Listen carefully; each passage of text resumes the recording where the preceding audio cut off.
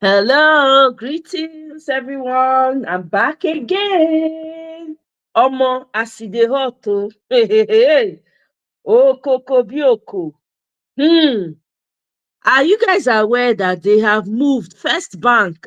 I'm going to read this article. First Bank moves to seize this day Arise TV over Obiagbena's 225.8 million debt as they claim. The decision comes as a result of lawsuit filed by the First Bank of Nigeria Limited and the FBN Quest Trustees Limited, which accused General Hydrocarbons Limited of owing them a staggering US dollars, $225 million in outstanding debt from loan facilities granted as of September 30. Come on. So you are seizing somebody's property from an outstanding debt loan facility granted as at last year September. You don't find that suspicious? Okay, continue reading. A federal high court in Lagos State has granted an ex parte order effectively freezing General Hydrocarbons Limited's assets and accounts with all commercial banks in Nigeria. This decision comes as a result of a lawsuit filed by First Bank of Nigeria Limited and FBN Quest Trustees Limited, which accused General Hydrocarbons Limited of owing them a staggering $225.8 million in outstanding debt from loan facilities granted as of September 30, 2024. Why are they repeating themselves? This is from the Observer's Times, by the way. Now, the court order restricts all commercial banks from releasing or dealing with any assets or monies belonging to General Hydrocarbons Limited, its agents, subsidiaries, or sister companies up to the amount claimed by the plaintiffs. This move is likely intended to prevent General Hydrocarbons Limited from dissipating its asset or transferring funds out of the country while the lawsuit is pending.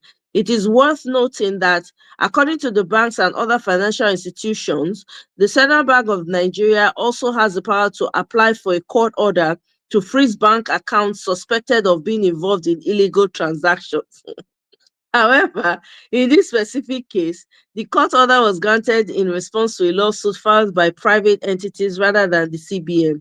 In the enrolled order obtained by Sahara reporters on Thursday, signed by the registrar of the court, Orakwe Nonye Osi, the order ex parte was issued by Justice Dikpeolu on December 30 in a suit numbered FHC LCS 2378-2024.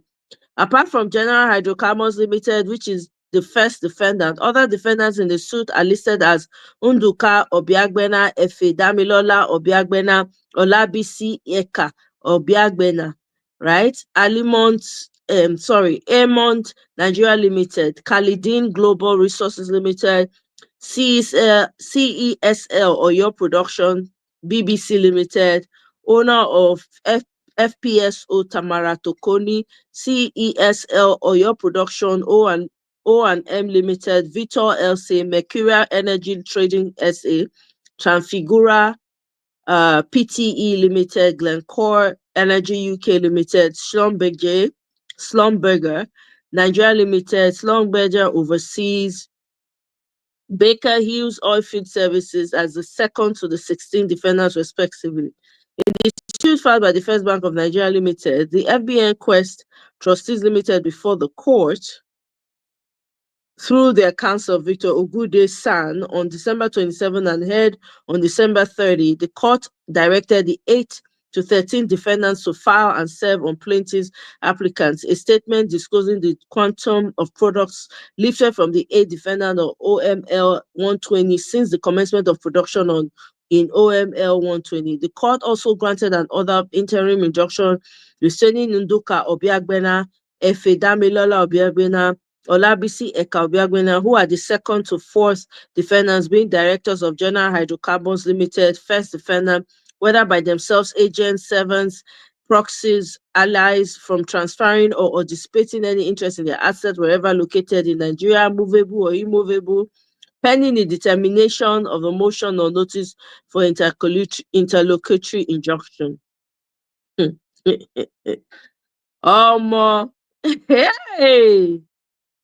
you guys don't find this suspicious?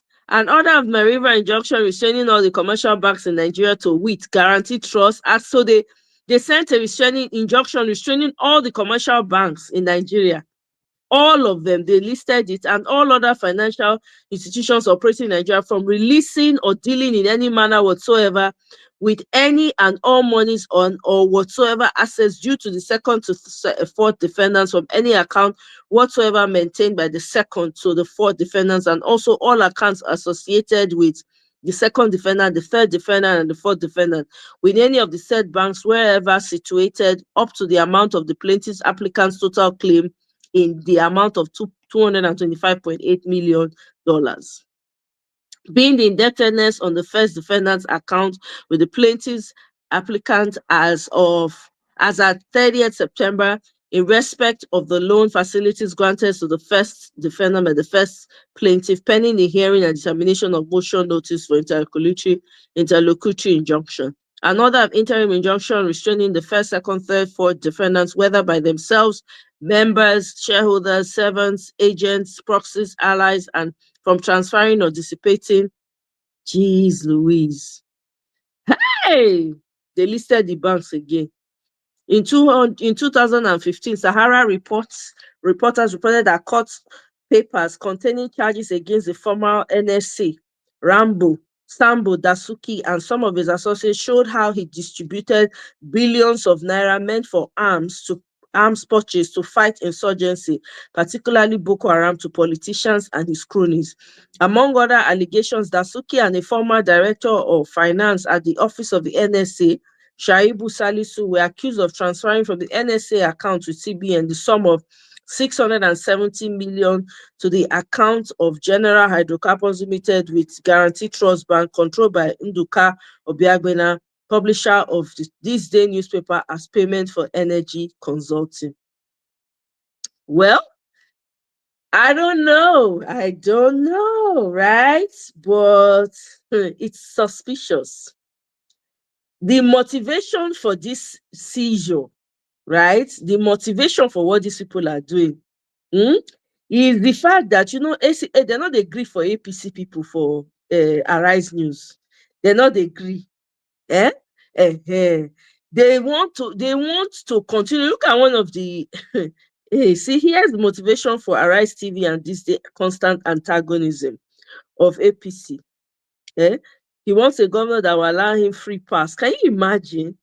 This is suspect, man. This is suspicious. I'm not going to even lie to you people.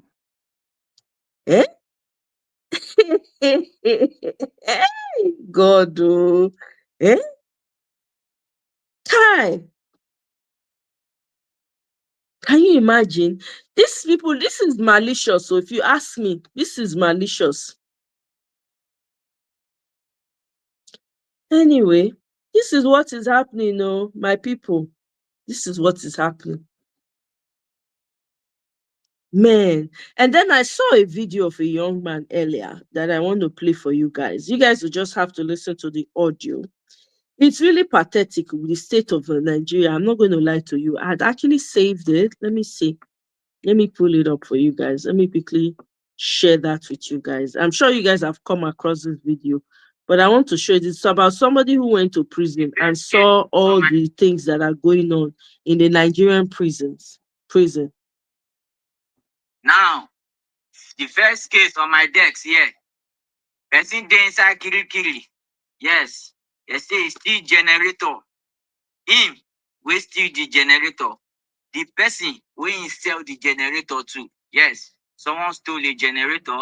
The person we steal generator and person we sell the generator. Two of them dey inside Kirikiri since 1999.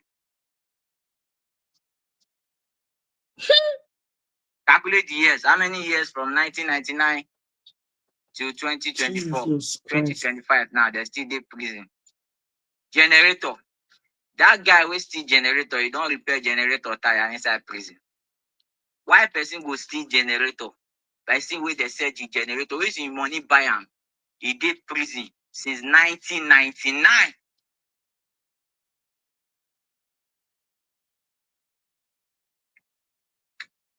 Poor Nigerians. Na him full kirikiri. I ask myself when I enter kirikiri, abi say kirikiri for the rich dey? No, na only one kirikiri dey. When I enter am, poor, voiceless, poor people. Na him full kirikiri. Now see na life. I pity you now. Poor people na him full kirikiri. When I continue that nonsense when I dey do, I dey see everything. No, when I continue, now I go learn. All of now wey dey comment nonsense, now I go soon learn. When I continue,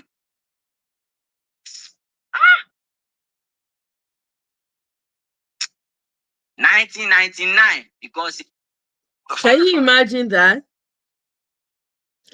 Somebody stole a generator. The person that stole the generator and the person he sold it to. Both of them ended up in jail.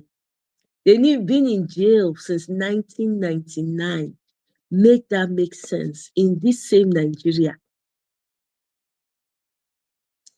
Nothing you can tell me. I don't know. People that are still talking about 2027 election, I don't know, man. I really don't know. I don't know what to tell you. The system in Nigeria is so rotten. It's not like it's news to us, but I just want to bring it here. Call out the poison.